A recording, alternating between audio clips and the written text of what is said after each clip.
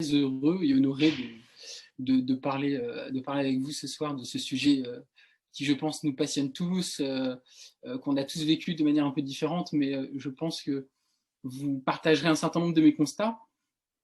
Mais ce que je trouvais intéressant, c'était aussi et ça serait intéressant aussi dans nos échanges, c'est pour ça que j'essaierai de ne pas faire trop long non plus, mais de discuter un peu de la question du libéralisme dans tout ça, parce que moi, mon point de vue est que, bon, comment dire, cette situation a presque été rendue possible par le libéralisme. Je vais dire ça de manière un peu caricaturale, mais disons que, en tout cas, elle n'est pas du tout contraire à l'esprit libéral tel qu'il s'est développé en Occident et en Europe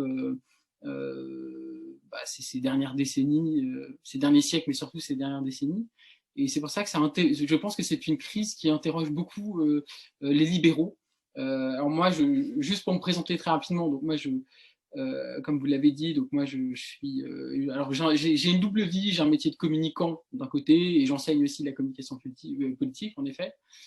Et puis de l'autre, voilà, je suis journaliste, j'interviens de temps à autre dans les médias et c'est vrai que je me suis pas mal investi dans la lutte contre la politique sanitaire en France et j'ai commencé à écrire sur ce sujet à partir de avril-mai 2020, donc dès le premier confinement qui m'a assez ébranlé, je dois dire. C'était une mesure qui m'a semblé totalement insensée. Voilà. Et c'est vrai que j'ai commencé à écrire à ce moment-là et ça a donné ce livre de presque 2 ans plus tard. Voilà, ça a été un livre un peu dur à écrire. Oui, il y a eu beaucoup de travail, beaucoup de ratures, de retravail, etc. Mais c'est vrai qu'il est parti d'un point de départ qui est qu'au fond, le confinement est une chose impossible normalement dans un état de droit, dans une démocratie, en tout cas tel qu'il s'est développé en France, parce que le confinement tel qu'il s'est développé en France, en fait, a consisté dans la mise en place d'un état policier. Voilà. Et c'est pas comment dire, une exagération de le dire, c'est tout d'un coup, du jour au lendemain, quelque chose d'assez étonnant s'est mis en place, c'est-à-dire que les gens ont été enfermés chez eux, n'ont été autorisés qu'à sortir qu'à des moments extrêmement précis, donc mettre le pied dehors qu'à des moments très précis de la journée. La police s'est mise en place un peu partout dans le territoire pour contrôler les allées et venues des Français, alors des Parisiens, puisque moi je vis à Paris, mais des Français de manière générale. Et on a vécu des choses assez folles, puisque il y a eu des Français qui ont fait de la prison ferme pour avoir violé à plusieurs reprises le confinement. Et au fond, je ne vais pas perdre du temps à vous décrire tout ça dans le détail, parce que vous savez tout ça, et voilà, mais au fond, moi, le premier questionnement que j'ai eu, c'est comment une telle chose a-t-elle été possible, d'une part, et comment, en fait, on s'est rendu compte que tout ce qu'on pensait totalement acquis, gravé dans le marbre, des choses qui étaient des évidences il y a quelques années, l'état de droit, les principes fondamentaux, la liberté d'aller et venir, des choses qui étaient de l'ordre de l'évidence démocratique, se sont effondrées en un jour. Puisque il a suffi d'une allocution du président de la République, Emmanuel Macron, pour que le lendemain se mette en place, ou quelques jours plus tard, se mette en place ce confinement. Et donc ça a été ma réflexion de départ, qui a été de dire, au fond, si un tel cataclysme a pu arriver, c'est bien qu'il y avait des choses qui préparaient cette catastrophe, et comment ça a pu être mis en place. Donc ça a été un peu une réflexion obsessionnelle chez moi, je vous avoue, et sans doute vous-même avez-vous, je ne sais pas exactement comment ça s'est passé chez vous, mais en tout cas c'est vrai que là où chez nous en France, beaucoup de gens s'interrogeaient sur finalement le confinement comme ça va nous permettre de nous ressourcer, de revenir vers nous, de nous recentrer, d'avoir finalement une réflexion sur notre modèle de société, etc. Il y a eu beaucoup de réflexions comme ça. Et puis moi, j'avoue que ma réflexion était plutôt de l'ordre de comment une telle catastrophe a pu advenir. Ce qui est assez fascinant dans ce qui s'est passé, c'est que c'est parti d'en bas. C'est-à-dire que contre tous ceux qui nous expliquent qu'il y a eu une volonté d'asservir de l'État, une société de contrôle qui s'est mise en place. Vous savez, c'est la fameuse notion de Gilles Deleuze que je trouve intéressante, mais qui, moi, me gêne un petit peu. Peut-être qu'on aura l'occasion de revenir là-dessus. Mais en fait, on s'est rendu compte que c'est venu de la société, cette histoire. Et ça, c'est quelque chose qui se vérifie dans tous les sondages, mais vraiment tous. Le confinement, la très grande majorité des Français a été pour. Les couvre-feux, parce qu'on a eu des couvre-feux, une très grande majorité des Français a été pour. Le reconfinement, une très grande majorité de Français a été pour. Le masque en extérieur, qui pour moi est une chose aussi très grave, une majorité de Français a été pour. Et pour finir, le pass sanitaire, qui est maintenant un pass vaccinal, une majorité de Français a été pour. Donc, c'est facile de dire, évidemment, bon, c'est la faute de l'État, il nous a servi, mais en fait, on se rend compte que bon, c'est d'abord venu des Français eux-mêmes qui ont plébiscité ces mesures, et qui non seulement les ont plébiscitées, mais qui les ont soutenues dans le temps. Et du coup, évidemment, le pouvoir, quelque part, si on est un peu provocateur, n'a fait que répondre d'abord à une demande sociale. Voilà. Et ça, je pense que c'est fondamental, parce que en tout cas, c'est mon point de départ, parce qu'au fond, je pense que la réflexion à avoir, c'est comment une telle société autoritaire, disciplinaire, pour reprendre le terme de Michel Foucault, a pu se mettre en place. C'est parce que cette société l'était déjà, en fait, et qu'il y avait cette demande-là. Alors vous allez me dire, oui, mais c'est pas nouveau. Lors des attentats terroristes, c'était déjà le cas, une majorité de Français. Vous aviez un sondage, par exemple, quelques jours après l'attentat du Bataclan, qui montrait que 95% des Français étaient d'accord pour des mesures de sécurité, y compris si elles étaient attentatoires à leur liberté. Donc, on va dire l'arbitrage sécurité-liberté, dans les moments de crise, se fait toujours du côté de la sécurité. Mais là, à un tel degré et sur un tel laps de temps, c'est quand même du jamais vu. Et ça, je pense que c'est un élément qui est fondamental dans cette histoire, parce que le pouvoir a été encouragé dans cette fuite en avant autoritaire par une majorité des Français, qui non seulement ont demandé des mesures autoritaires, mais aussi punitives, puisque à partir du moment où la question de la vaccination s'est posée, et évidemment la résistance à ce vaccin a eu lieu, eh bien vous avez eu dans la société tout un mouvement de demande de répression des non-vaccinés, et qui a abouti donc à la mise en place du pass sanitaire et vaccinal, qui est une mesure qui consiste à punir. C'est vraiment, on est dans surveiller et punir de Foucault, là c'est vraiment punir des citoyens parce qu'ils n'ont pas le bon comportement. Et en gros, ça consiste à les punir jusqu'à ce qu'ils adoptent le bon comportement. Et j'y reviendrai, mais ça évidemment c'est une mesure qui est gravissime. Et je me suis aussi interrogé évidemment sur la raison pour laquelle autant de libéraux ont défendu cette mesure, parce que c'est une mesure qui a été défendue par la plupart des libéraux français. Je ne sais pas comment c'est en Suisse, ça m'intéresserait de savoir d'ailleurs, mais les libéraux français ont défendu le pass sanitaire vaccinal, qui est pourtant peut-être la mesure la plus liberticide et la plus grave qui n'a jamais été inventée dans notre histoire récente. Et ça aussi, c'est assez fascinant à essayer de comprendre. Moi, l'hypothèse que je fais, c'est que on a vécu une sorte de moment contre-révolutionnaire. C'est-à-dire que, en France, en tout cas, moi, c'est vrai que je parle vraiment de la France. Je dis contre-révolutionnaire parce que c'est vraiment l'idée, comment dire, la philosophie républicaine qui nous vient de 89. Alors vous me direz, de 1789, c'était pas encore une république, oui, mais on va dire les prémices de la République étaient là. Et tous les principes qui ont été inventés en 89 ont été plus ou moins, alors j'exagère peut-être un petit peu, mais liquidés dans cette crise.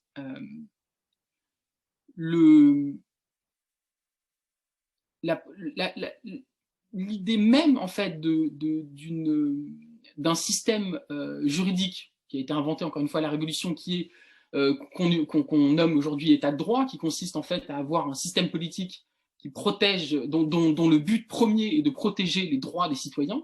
C'est quand même ça la grande invention de la République française, avec évidemment la Déclaration des droits de l'homme et du citoyen, mais c'est politiquement le génie de la Révolution française, c'est quand même d'avoir inventé cette idée de constitution qui protège les droits des citoyens. Bon, ça a été forcément plus ou moins mis à la poubelle pour une raison très simple, c'est qu'on est rentré dans un état d'exception, voilà. Et dans l'état d'exception, les principes constitutionnels tels qu'on les connaît sont mis entre parenthèses.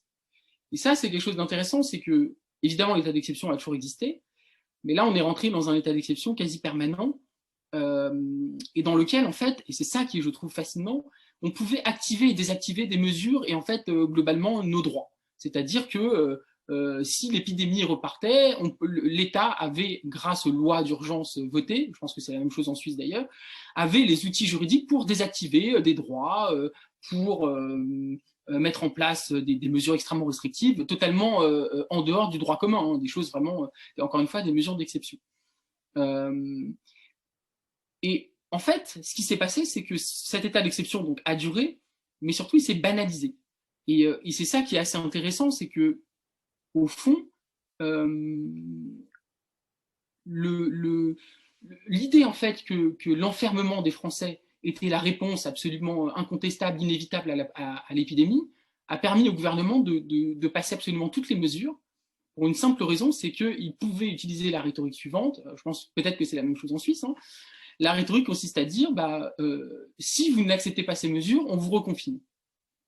Et en fait, ce discours-là s'est banalisé au sens où il est accepté par la majorité des Français, et c'est un discours qu'on entend sur les plateaux de télévision, autour de nous, nos amis, enfin voilà, c'est un discours très classique. Et en fait, peu de gens se sont rendus compte que ce discours-là, en fait, consistait à menacer, enfin consistait pour le pouvoir à menacer en fait ses propres citoyens d'enfermement. Voilà. Donc c'est une politique de la menace en fait. Et ça aussi, ça s'est banalisé. Et ça m'a fasciné moi parce que normalement, alors vous allez me dire il y a la pandémie bien sûr, mais normalement face à une situation pareille, normalement les gens vont dans la rue. Enfin, il y a une révolte qui se met en place, ou en tout cas des oppositions très fortes. Et là, ça ne s'est pas du tout passé parce qu'en fait, cette rhétorique s'est banalisée. Et cette banalisation, elle est très importante parce qu'au final, toutes les mesures qui ont été prises ont été banalisées. Le confinement a été banalisé, le couvre-feu a été banalisé, le masque en extérieur a été banalisé. Maintenant, vous sortez dans la rue, en France, la majorité des gens ont un masque, portent un masque dans la rue sans que ce soit. Là, ça a été rendu obligatoire il y a quelques mois, et là, je crois que ça ne l'est plus, et les gens continuent à porter leur masque. Et enfin, évidemment, l'idée de passe s'est banalisée au sens où aujourd'hui, il est jusqu'en juillet. En tout cas, il est possible pour le gouvernement de le maintenir jusqu'en juillet. Là, il va certainement le retirer dans un mois, d'ici un mois. Mais encore une fois, le lever, et je crois que c'est la même chose en Suisse, pour voir le ressortir de la boîte à outils. C'était une députée LREM qui avait mentionné cette idée de boîte à outils. Et donc en fait, tout ça est devenu... c'est banalisé. Ce n'est pas devenu normal, hein, c'est pas ce que je dis, parce qu'évidemment, c'est des mesures d'exception et elles sont pensées comme telles. Mais au fond, ce qui s'est passé, c'est que c'est des mesures d'exception qui, en France, ont été inventées. Donc le pass, par exemple, c'est une chose qui a été inventée et qui est désormais dans notre, dans notre champ des possibles. C'est quelque chose qui est maintenant possible dans notre démocratie de mettre en place pour répondre aux crises, etc. Et le pouvoir ne s'en cache même pas, puisqu'il n'y a plus du tout ce discours du côté du pouvoir de dire, voilà, dès que là, on l'arrête et on le jette aux oubliettes et on n'en parle plus. Il n'y a pas du tout ce discours-là. Il y a l'idée de dire, on le met dans la boîte à outils. Donc en gros, cette crise a été quand même un immense laboratoire dans lequel on a créé des sortes de monstres, alors des monstres politiques, juridiques, qui aujourd'hui existent et qui font partie des possibles démocratiques dans nos démocraties libérales, justement. Et donc, au cœur même des démocraties libérales, ont été inventées des choses absolument folles et gravissimes. Et alors, il y a deux grandes ruptures pour moi, très vite, hein, qui ont aussi été inventées, enfin, ont eu lieu. La première, c'est que finalement, notamment avec le pass, on a inventé un nouvel outil donc de discipline, hein, puisqu'il s'agit d'un outil vraiment pour amener les gens à avoir le bon comportement, qui s'inspire, alors c'est pas du nudge à proprement parler, mais qui s'inspire beaucoup en tout cas des techniques de nudge, hein. En tout cas, l'idée est la même que pour le nudge, c'est-à-dire on va dire, diriger les comportements. Voilà. Et en fait, on a inventé quelque chose de terrible avec ce pass, c'est que en gros, ça consiste pour un État via un QR code d'activer et de désactiver des droits. Si on prend la chose de manière très, comment dire, enfin en tout cas un peu générale, c'est de ça qu'il s'agit, puisque avec un QR code, le pouvoir peut activer, désactiver certains de vos droits, et donc conditionner vos droits à des critères. Alors là, en l'occurrence, c'est la vaccination. Mais avec cet outil, on crée un monstre qui peut s'appliquer à tout et qui, tout d'un coup, vient complètement bouleverser notre idée, encore une fois, de la liberté, qui était hier une chose quand même, un principe fondateur et premier dans notre ordre des choses. Et vous savez, dans la Déclaration des droits de l'homme et du citoyen, c'est le premier des droits inaliénables du citoyen, inaliénable, donc voilà. Et tout d'un coup, avec cet outil technologique, on peut tout d'un coup moduler la liberté. Voilà, c'est une sorte de joystick avec lequel on peut moduler la liberté, moduler les droits, activer, désactiver, etc. Et donc évidemment, là, on rentre dans quelque chose qui est gravissime. Et c'est là où, à mon sens, quelle que soit son efficacité, le pass est inacceptable dans un état de droit. Et la deuxième rupture pour moi qui a été créée, c'est la construction d'un nouveau type que j'ai appelé dans mon livre citoyen policier. C'est-à-dire que dans cette société, le citoyen obtient des prérogatives d'ordre public, on va dire, de police. Et d'une part, le citoyen devient méfiant envers tout le monde et se met à épier les autres et à distinguer qui se comporte bien de qui se comporte mal. Je raconte une anecdote dans mon livre. À la mairie du 20e arrondissement de Paris, la mairie a dû faire un message aux administrés parce qu'il saturait le numéro de la police pour délation, parce qu'il faisait de la délation pour les citoyens qui se comportaient mal.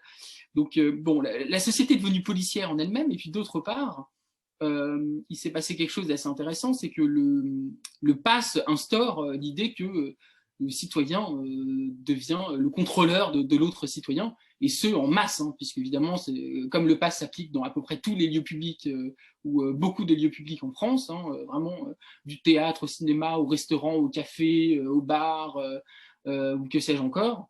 Donc, une partie des Français devient le contrôleur des autres Français. Et donc, en fait, l'imaginaire de la police, donc du contrôle, de la surveillance, de la discipline, se met à se distiller partout dans la société. Et ça, c'est une rupture qui me semble assez majeure par rapport à notre tradition. Alors là, je parle de la France, évidemment, mais par rapport à notre tradition républicaine. Alors, ce qui est intéressant aussi dans tout ça, c'est que chez nous, alors je ne sais pas encore une fois en Suisse comment ça s'est passé, mais chez nous, les intellectuels ont été très silencieux. Alors, soit ils ont soutenu ces mesures, soit ils ont été silencieux avec quelques rares exceptions.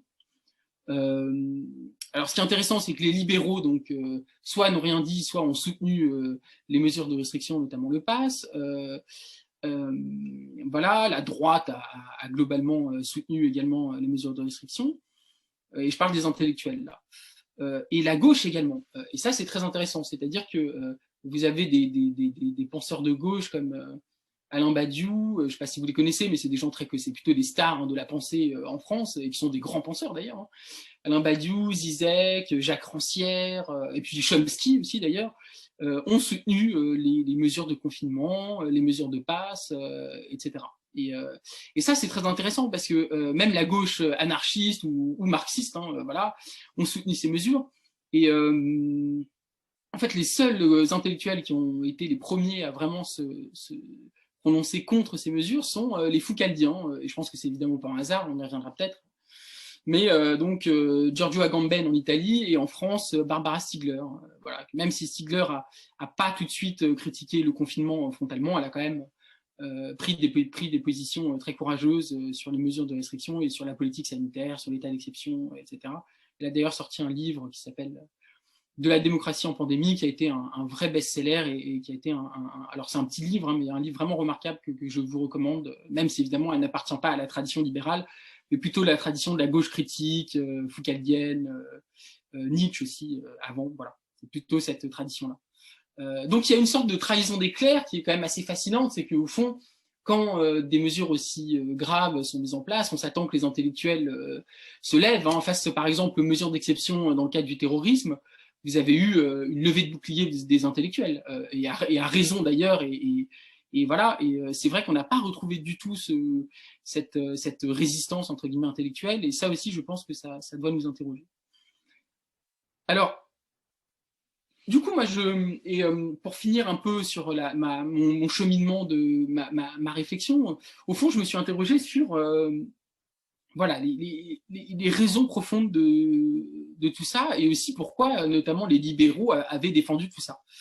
Et c'est vrai que, au fond, on se dit, quand on est libéral, on se dit que c'est la liberté, notre principe prioritaire, au premier, et que du coup, bah, toutes les autres considérations passent au second plan. Alors, vous savez, les révolutionnaires, en tout cas les premiers révolutionnaires, avaient cette formule, la liberté ou la mort, qui d'ailleurs avait été inspirée par leurs camarades américains.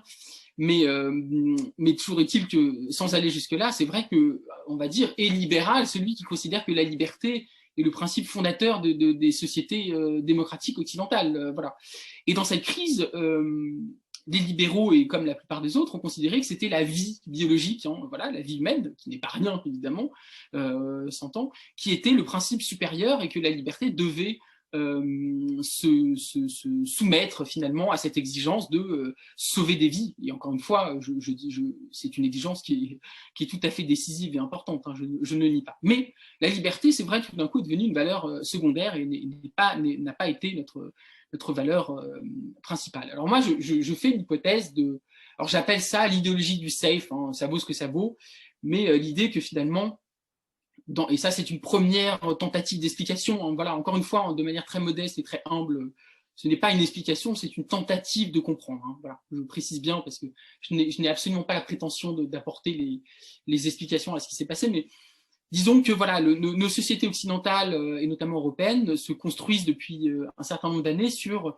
le paradigme du safe, de la sécurité, de la protection, de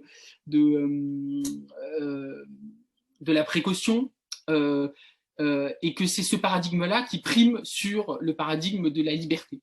On l'a vu, on le voit dans les réponses au terrorisme, on le voit aussi dans le rapport à la liberté d'expression, puisque, alors je ne sais pas comment ça se passe en Suisse, mais en France, la liberté d'expression est de plus en plus menacée, notamment sous le double effet de la droite réactionnaire, on va dire, voilà, qui a toujours détesté la liberté d'expression, et de la gauche, alors qu'on appelle woke, mais moi j'ai du mal avec ce terme parce que bon, j'en parle dans mon livre, mais c'est vrai que c'est devenu un peu l'épouvantail de la droite réac, et il faut faire attention avec ce terme, mais c'est vrai qu'une partie de la gauche, en tout cas, a mené une bataille contre la liberté d'expression.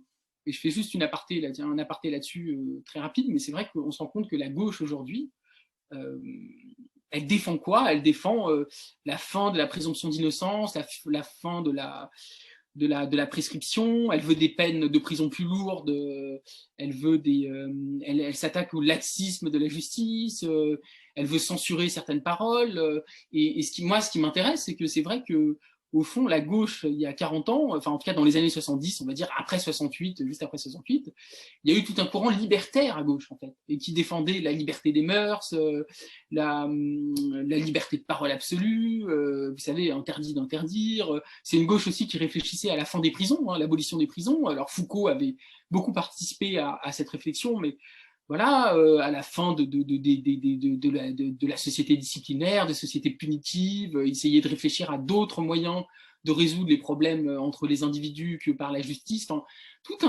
en fait, une tradition libertaire à gauche. Moi, je me sens assez proche, en tout cas aujourd'hui, par rapport à avant la pandémie. Peut-être que voilà, ça a été une sorte d'épiphanie pour moi, mais c'est vrai que cette tradition de gauche qui, moi, me parle beaucoup, en tout cas, cette tradition libertaire, on va dire, a globalement disparu pour laisser place à une gauche alors qui s'inspire à la fois d'un certain marxisme autoritaire, on va dire, et puis de l'autre côté d'un puritanisme anglo-saxon, d'un ordre moral très fort, voilà, et très disciplinaire au final. Donc, et ce qui est intéressant d'ailleurs, c'est que cette gauche-là se réclame de Foucault, tout en reniant quand même l'esprit libertaire, ce qui me paraît être un peu paradoxal. Mais bref, passons pour cette parenthèse. Et c'est vrai que, en tout cas, voilà, l'idéologie du safe, l'idée que le paradigme du safe est devenu le paradigme fondamental de notre société, que ce soit pour la liberté d'expression. Vous savez, la gauche américaine adore le terme de safe space. Voilà, et ben c'est un peu ça, c'est-à-dire que aujourd'hui, c'est vraiment le paradigme de la protection, du safe, qui devient dominant dans nos sociétés. Et c'est quand même un parcours, on va dire, un cheminement assez intéressant à suivre. Mais évidemment, c'est pas suffisant, hein, cette tentative d'explication. Et moi, mon sentiment, c'est que l'explication première, c'est la question du management. Et c'est là où je pense que, et je finirai là-dessus juste parce que c'est là où je me semble que c'est la piste de réflexion la plus intéressante, parce qu'elle rejoint aussi la question du libéralisme. Voilà. D'abord, et je vais évoquer 2-3 points vraiment très rapidement, je vous promets, mais je trouve que c'est une piste vraiment intéressante à suivre, cette question du management, et pour moi, c'est celle qui m'intéresse, je pense, le plus. La première chose, c'est que Emmanuel Macron et le courant qu'il représente, le macronisme, je le définis, et c'est une rupture hein, en France, c'est vraiment quelque chose qui n'existait pas avant. Hein. Alors évidemment, c'est on va dire l'héritier du néolibéral, du courant néolibéral français d'une part, et puis d'autre part, on peut le dire d'une sorte de fusion entre la social-démocratie et le néolibéralisme justement. C'est un truc un peu hybride. Mais moi, je pense qu'il y a quelque chose de plus fondamental qui s'exprime dans le macronisme, c'est l'idée que c'est l'application au monde politique des méthodes, de l'imaginaire et des pratiques du monde de l'entreprise. Voilà. Et le monde de l'entreprise, c'est quoi? C'est le monde managérial. Et pourquoi c'est intéressant? Parce que bon, les macronistes, c'est-à-dire les députés de la majorité, tout le personnel politique de la majorité, on va dire, sont pas des anciens politiques, c'est des gens qui viennent du monde de l'entreprise. Alors c'est des anciens avocats, des anciens chefs d'entreprise, des anciens managers, des anciens consultants, analystes ou que sais-je. Moi, j'en ai côtoyé un certain nombre hein, dans ma carrière, donc je les connais bien, voilà. Puis je débat beaucoup avec eux sur les plateaux, voilà, c'est des gens très sympathiques hein, par ailleurs. Mais en fait, c'est des gens qui n'ont aucune culture politique et républicaine et démocratique, mais aucune. Quand je vous dis aucune, c'est aucune. C'est-à-dire que vous leur parlez des sans-culottes, des soldats de l'an 2, vous leur parlez de Mirabeau, de Saint-Just, ou plus proche, vous leur parlez de Jaurès, de Blum, de Clémenceau, de tous les grands noms de la République française, ils ne savent pas ce que c'est. Ils ne savent pas ce que c'est. Et en fait, ils n'ont pas ce surmoi républicain qui leur permettrait de se dire, bon, dans une république, il y a des choses qu'on peut faire et des choses qu'on ne peut pas faire. Et en fait, ils réfléchissent en manager. Et du coup, ils ont agi dans cette crise, mais comme ils agissent par ailleurs depuis leur arrivée au pouvoir, comme des managers, et ils managent la population française. Donc les Français cessent d'être des citoyens et deviennent une population. Hein, vous savez, les médecins parlent de population générale. Ben, les Français deviennent une population à manager. Et donc, on manage comment? Alors avec des confinements, avec des couvre-feux, avec des passes. On met en place des techniques de nudge. Je rappelle que nudge vient du monde du management. Je pense que beaucoup d'entre vous connaissez ça très bien, voire beaucoup mieux que moi. Et au fond, c'est une politique managériale qui a été menée. Et le problème du management, si vous voulez, c'est que le management est antidémocratique par nature. Il n'y a pas de choix dans le management. C'est comme ça, on applique des mesures d'efficacité. C'est le règne de l'utilitarisme. Et ça, c'est intéressant parce que c'est ça qui permet de faire le lien avec le libéralisme. C'est qu'au fond, le libéralisme aujourd'hui, il est managérial. Le libéralisme, il défend la liberté d'entreprendre, le libéralisme économique. Et les libéraux, pour la plupart, sont des chefs d'entreprise. En tout cas, ont des liens avec les entreprises, etc.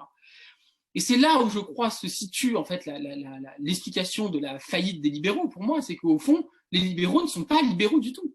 Les libéraux ne sont pas des libéraux. C'est des gens qui sont favorables à l'utilitarisme, aux mesures d'efficacité, aux techniques de management, à la rationalité néolibérale, etc.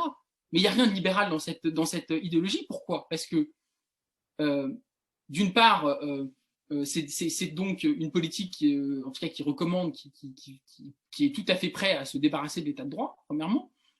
Mais surtout, c'est une vision qui perd de vue une chose qui est essentielle, c'est que la politique, ce n'est pas du management. La politique, c'est le lieu de l'intérêt général, des grands principes, c'est le lieu des droits fondamentaux, encore une fois, on le disait, de l'état de droit, c'est le lieu de toute une histoire républicaine qui n'est pas du tout soluble dans le management. Et ça, je pense que c'est fondamental. Et je finirai juste sur un point, voilà, il me reste quelques minutes et je finirai là-dessus. Et c'est un peu la piste de réflexion qui, moi, m'intéresse beaucoup en ce moment, et c'est vers là que j'aimerais aller dans mes réflexions ultérieures après ce livre, en tout cas, c'est voilà, c'est qu'au fond, il y a un grand trou noir dans la réflexion actuelle sur les libertés et sur la démocratie, et trou noir auquel participent, je crois, les libéraux. C'est que, en fait, on dit les hommes sont libres, les citoyens sont libres, et en fait, on en oublie une chose, c'est que le citoyen est aussi un salarié. Voilà. Le citoyen est salarié, et le salarié, il n'est plus citoyen. Quand le salarié est dans l'entreprise, il perd ses droits de citoyen. Et alors, il est régi par le code du travail, par le droit du travail, etc. Mais la situation du salarié est une situation d'asservissement. Voilà, moi, c'est ma théorie. Après, je pense qu'il y a des gens qui peuvent penser autrement. Et surtout aujourd'hui, où le rôle des syndicats s'est énormément affaibli, notamment en France, au fond, il n'y a rien de plus liberticide que l'entreprise. Voilà. Et le salarié est dans une situation où il perd tous ses droits et il est soumis aux ordres de son patron, aux ordres du chef d'entreprise. Et du coup, comment penser la liberté si on ne pense pas à cette situation-là? Si on ne pense pas la situation du salarié ou même de l'entrepreneur, hein, du chauffeur Uber qui est tout sauf libre dans son... Et là, c'est peut-être mon côté marxiste qui s'exprime un petit peu, voilà. Mais fondamentalement, nous ne sommes libres qu'à partir du moment où nous sortons de l'entreprise. Et dès que nous rentrons dans l'entreprise, nous perdons nos libertés.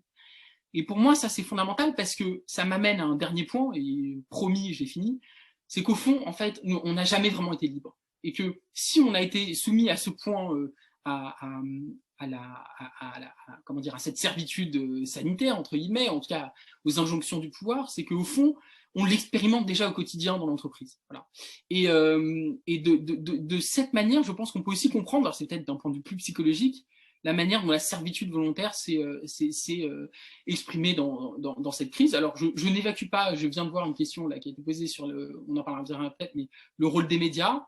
Je pense qu'il a été important, mais pas aussi important que moi, je pense qu'il n'est pas aussi important que certains le disent. Voilà. Évidemment que le pouvoir a utilisé des techniques aussi, où j'en parle un petit peu dans le livre, voilà, de persuasion tout à fait comment dire, déloyale, voilà, avec du chantage, notamment la solidarité, tout à fait cynique et plein d'autres choses. Mais encore une fois, je pense qu'en tout cas, la piste de réflexion qui je pense, pourrait être explorée, c'est qu'au fond, le citoyen n'a jamais vraiment été libre et que ce qu'il a expérimenté dans cette crise, c'est une expérience de management un peu géante. Et c'est une avocate du droit du travail assez connue, mais je ne peux pas la citer, mais avec qui j'échange régulièrement sur cette crise et qui m'a dit, en gros, on a vécu une situation de harcèlement moral généralisé, voilà, au niveau national. Et je trouve que c'est une métaphore assez juste. Voilà.